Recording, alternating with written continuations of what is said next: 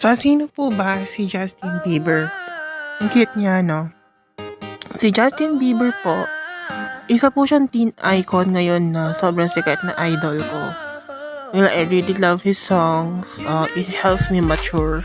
Although I'm older than him, magpo-41 na ako this year. Siya, 29.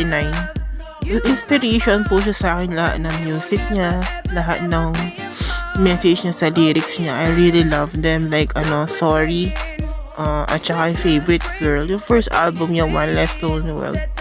Yun, na-follow ko po siya kapag meron akong time, pinapanood ko yung videos niya. I just feel like he's such a great inspiration to many people na youth, na ang dami po niya music videos na gusto ko. Kaya po kayo, kung meron mga inspiration, it's really Justin Bieber. You should really